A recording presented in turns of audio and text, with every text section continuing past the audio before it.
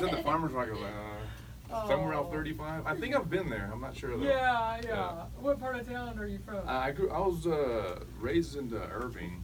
I grew up in Irving, so now I live over here in Richardson. Yep. Right there, kind of about 635 in Coit. But I've been living over there for about 2 years. Yeah. Yeah, but I grew up in Irving. Oh, okay. Well, cool. My boyfriend grew up in Irving as well. He's a little older than you are, so you probably don't know him. Well, I have a list of questions. Sure.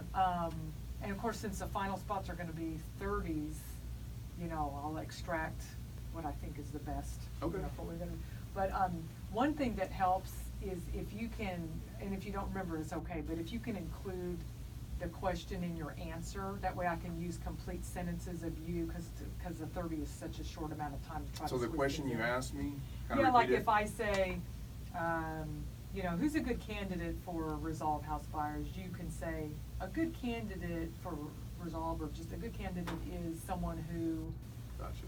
If you just answer it directly, then I'll have to set up the question or something, and it gets. So not necessarily verbatim, like. Yeah. Oh yeah. Okay. Oh no, not verbatim, but just that way. Repeat the question and then answer. If you can. Okay. Like paraphrase. Yeah. If you don't, it's no big deal, because I can work around it. But if you say something brilliant and then I have to kind of set it up, it takes a few seconds that I might want to use. Okay. Because the seconds are precious, so. Well, I don't know if I'm going to say anything brilliant, but. Well, you'll say some perfect sentence. I'll go, we have to use that. And, Okay, cool. But, so we're rolling. So, David, how did you get into the property business? How did I get into property business? Well, my background is in mortgages. I was a loan originator for a number of years. I think I got into the business in 2006. I did that for about 6 years, mortgage sales and whatnot. Then I went over to underwriting. And I remember I used to do a lot of refinances for people in like Florida and California, these investors that had these investment properties. We used to do their appraisals and this and that, like, wow, these guys owe, $60,000 on a $300,000 property, and they'll resell them, and just piqued my interest. And I started watching those Flip My House shows, and then from there it's just like I always had an interest in it. And that's kind of where it sparked my interest into buying and selling houses. Where it started, yeah. Uh-huh. And what you do though is a really specific kind of property business. Describe in a nutshell, like, what is it that you actually do? Well, what I actually do is I buy distressed properties, and they don't necessarily have to be distressed. In order to you just really have to have a motivated seller. And that motivation can come from anything. It can come from, they're being foreclosed on. It could be from a property that they inherited, and, a lot of people don't have, $30,000, $40,000 to repair these properties. It just basically, they have a property that they, got one way or the other, and they just want to get rid of it. They want a quick sell. They don't have the funds to repair it and put it on the market. And it's just easier for them to call somebody like me. I can come take a look and just give them an as-is, fair price cash offer. Yeah, and what is a fair price? How do you define that? Well, what I normally look at, a fair price offer is basically, what the property's worth. Not necessarily what it could be worth. I always buy a property for what it's worth. So if I'm looking at a property, for instance, and it could be worth $100,000.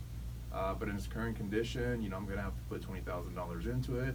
And of course, I still have to keep in mind that when I resell, there's sales costs, closing costs and all that. So I basically deduct, those numbers, the repairs, the closing costs, and, a modest, obviously a modest profit for myself. And then, I come up with that number. So basically, after I take all that into consideration, that's usually the offer that I come to. And you told me that people are often happy with the number you give them, like it's more than they thought it might be. Yeah, they're usually always happy. I mean, I've never bought a property where me and the seller didn't agree on the sales price. Normally, a lot of these people just, like for instance, I bought a property in Irving not too long ago, and the lady, she didn't even know that she owned it. She was in foreclosure. She thought the bank took it. And, I was able to buy the property and still give her some cash. She already lived in Detroit. She had been living in Detroit for 3 years. So, all she had to do was, sign and, pick up a check. She had already mentally checked out of the property. But yeah, I mean, who doesn't like getting cash? Right. Right? Yeah, exactly. What are some of the other kinds of situations your clients find themselves in? You mentioned inheritance is one. What are some others? Well, there's inheritance. Obviously, foreclosure is a big one.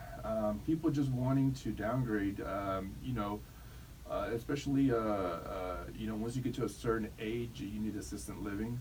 And you can't maintain the property. I mean, especially for one person, if a spouse has passed away, and it's just them by themselves, and they're in, this 3,000 square foot home. It's hard to maintain. You got to mow the grass, things break, and over the years it just becomes more difficult, and they move on, and maybe some assisted living, or they downgrade to maybe it's just something smaller. That's a huge one too. People just downgrading. And you mentioned earlier you do distressed properties, but is that about half of what you do, or is that a smaller percentage, or is it really changed week to week? Are some of the homes in really great condition, but people just don't want to mess with? Yeah, it just really varies. But distress is a big one. You're always going to be able to buy a property cheaper if it needs a lot of work, obviously. And obviously a property that doesn't really need a lot of work, then people can just list it on the MLS and resell it. But at the end of the day, I think why people would call somebody like me is just for the convenience. It's quick. I don't use mortgages. I buy cash, and we can usually close in as little as 7 to 10 days, and people like that. They want the cash now. And some people, I'm guessing, they just, for whatever reason, they don't want to be available to show the house repeatedly.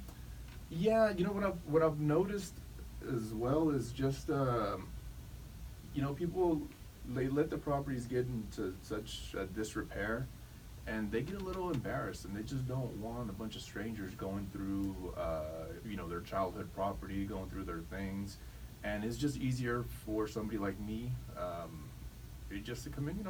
I don't go in there and judge anybody. The property looks kind of crappy. It is what it is.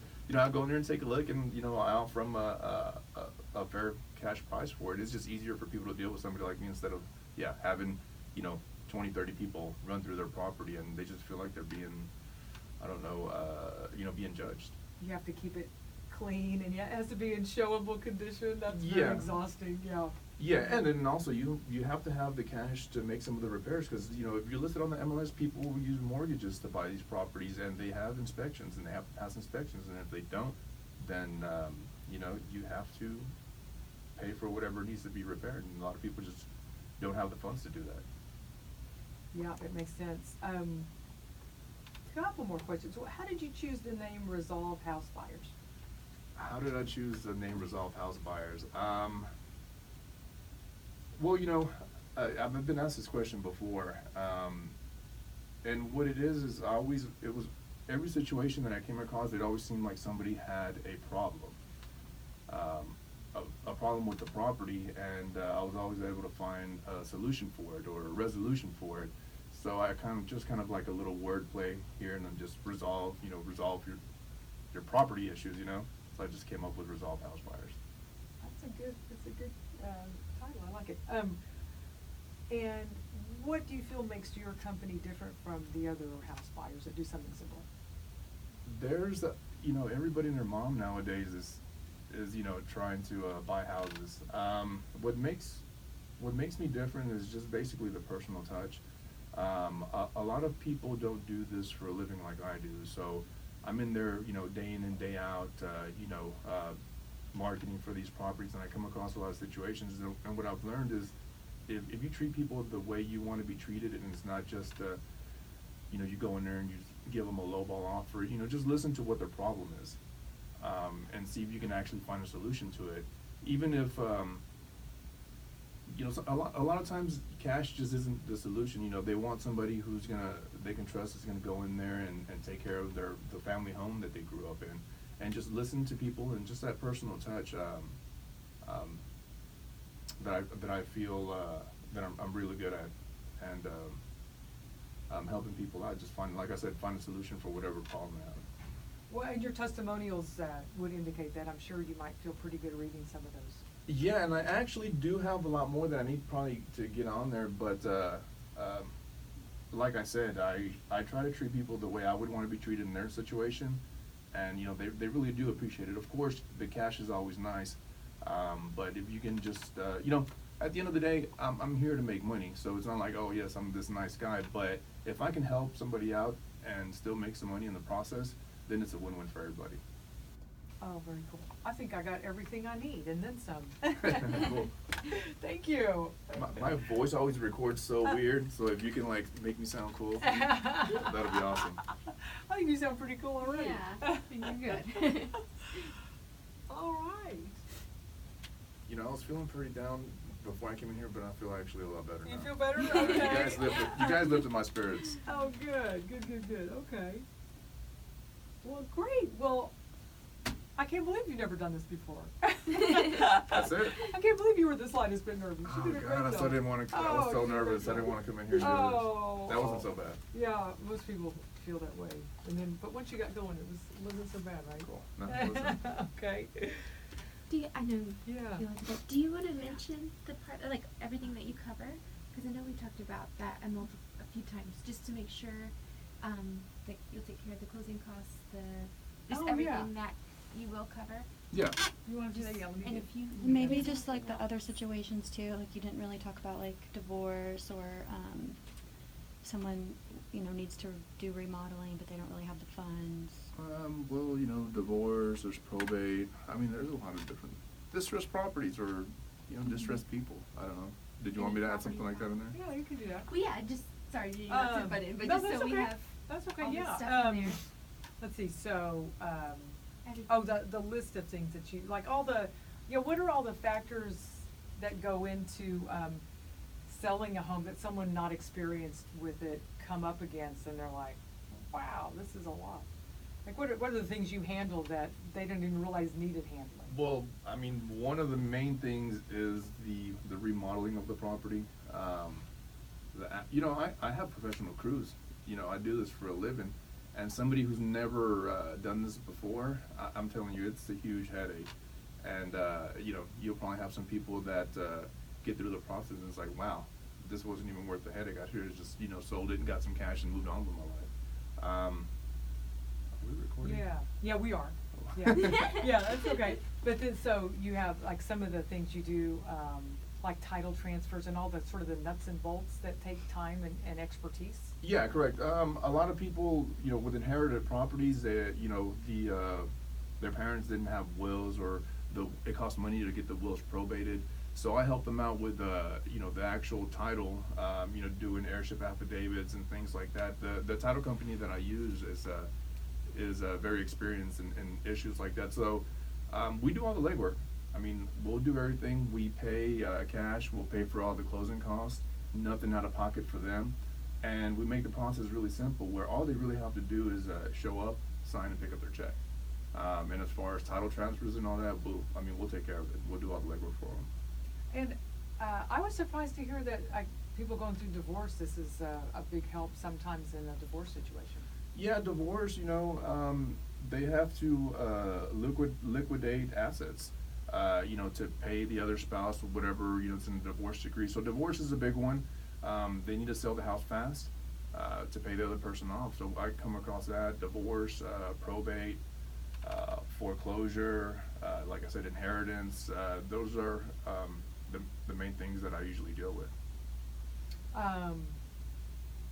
Is there anything else that's, well, do you, if somebody just wants the equivalent of like a free consultation, an estimate, or do you do that? Yeah, definitely. Even if I don't buy a property, if I can help somebody out and just lead them in the right direction, I have no problem with that. I mean, it just takes a little bit of my time to help somebody out, or at least give them, you know, point them in the right direction as to what they can do with the property. So if I come out, I'll look at it and maybe my price doesn't work for them, or in this instance, maybe there's a lien on the property to where the numbers don't work. You know, I don't have any problem helping somebody out and leading them in the right direction. Any other thoughts? Miss Christie? No, I think you covered Yeah. everything. Yeah, for the Sounds most part. good. Yeah. Okay. Cool. Good. Do you want any like examples? Maybe we could talk about a few different situations. I know you gave one, but I mean, Like, are we gonna really? We're just gonna like generally just put out there what what services I provide and what that. Yeah, I think I it would wanted be to good. just Yeah. at least make sure we got everything Yeah. covered and all of that, and then Okay. which I know. Yeah. I'm happy. The reviews. Good, okay. Yeah. Okay. Okay, me too. Yeah. I need to get some more reviews on there though. I do have a ton. It's just Yeah. before I brought her on board, I was just like, I never really had an internet presence. You know, Uh-huh. the majority of the calls that I get from people calling me is just I send these direct mail. Maybe you've gotten them before, like you get letters and postcards Yeah, oh and yeah, stuff. yeah, I have, You know, so Yeah. normally I wasn't even like on Facebook or anything like that. But she's taking care of all that stuff, and Oh. she's really getting on to me about Yeah. getting Yeah. like I bet reviews it's and helping stuff. a lot, yeah.